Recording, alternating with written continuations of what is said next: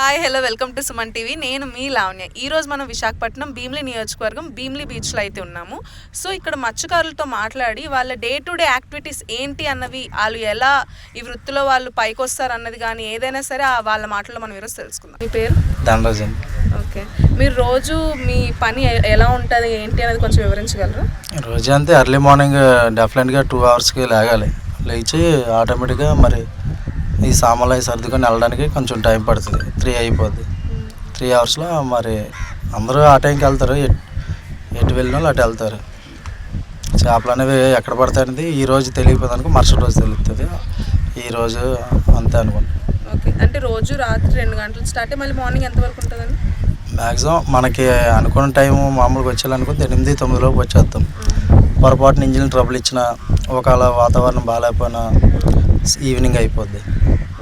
మీకు వాతావరణం in case మీరు బోట్ స్టార్ట్ చేసిన తర్వాత వాతావరణంలో ఏమైనా చేంజెస్ వచ్చాయి అనుకోండి, అది ఎలా ఫేస్ చేస్తారు? స్టార్ట్ చేసిన తర్వాత ఇంకా ఇది తెలిసిపోద్ది అంతే ఎంతవరకు ఉంటుంది అనేసి చిన్నది అంతే. డైలీ వెళ్తున్నాం కాబట్టి వెళ్ళడం అయితే వెళ్ళిపోతాం ఆ టైంకి. ఇంకా పెద్దది అనుకుంటే అంత లాంగ్ వెళ్ళకుండా కొద్దిగా ఒడ్డిన వాళ్ళు వేయడం అలాంటివి జరుగుతాయి. ఓకే, అంటే మీకు ఒక అంచనా వచ్చేస్తుంది ఇన్ కేస్ వెదర్ బాగోకపోతే.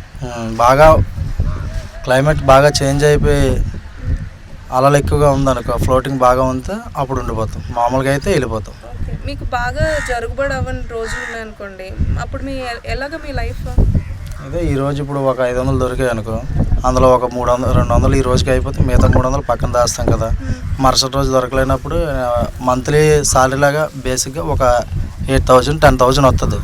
అందులో ఒక 4,000-6,000 వెళ్ళిపోయినా మిగతా అమౌంట్ దాచుకునేది అది లేనప్పుడు అది యూజ్ చేద్దాం. మీకు గవర్నమెంట్ తరపు నుంచి ఏమైనా స్కీమ్స్ అందుతున్నాయా? ఉన్నాయి అన్నారు కానీ ఇంతవరకు అలాంటి బ్యాంక్ వెళ్తే ఏ రకంగా మాట్లాడతారో తెలియక సాధారణంగా ఎవరు వెళ్ళరు. ఈ బోట్స్ ఏవైతే ఉన్నాయో అవి ఓనేనండి లేదా? ఓనేనండి. రెంటెడ్ అవేం కాదు? రెంటెడ్ కొనుక్కున్నాం. ఇన్ కేస్ మీరు లోపలికి వెళ్ళిన తర్వాత లేదా ఇంజిన్ ఆయిల్ అయిపోవడమో లేదా బోట్ ఏమైనా ప్రాబ్లం రావడం ఇలాంటివి జరుగుతాయి కదా, అప్పుడు ఎలా సస్టైన్ అవుతారు? లోపల ఎలా ఉంటారు? మన పక్కన ఏదైనా మిగతా వాళ్ళ బోట్లు ఉంటాయి కదా, వాళ్ళకి ఫోన్ చేసి మామూలుగా ఇలా బోట్ అయిపోయింది రండి అంతే, పక్కన సాయం చేస్తారు. వస్తారు వచ్చి ఈ బోటు ఆ బోటు కలిసి తాళ్ళతో కట్టుకొని ఒడ్డుకు వచ్చేస్తాం.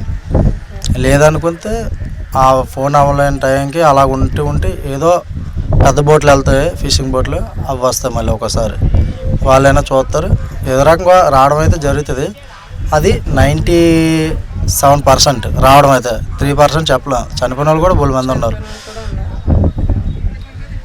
మీకు లైక్ ఇప్పుడు ఈ బిజినెస్ ఏదైతే మీరు చేపల్ని చేస్తున్నారో మీకంటూ ఉంటారు కదా, అంటే ఇంతమంది బోట్కి వెళ్తారు, లోపలికి వెళ్ళిన తర్వాత ఎంత దూరం వరకు మీకు ఫోన్ సిగ్నల్స్ అనేవి అందుబాటులో ఉంటాయి?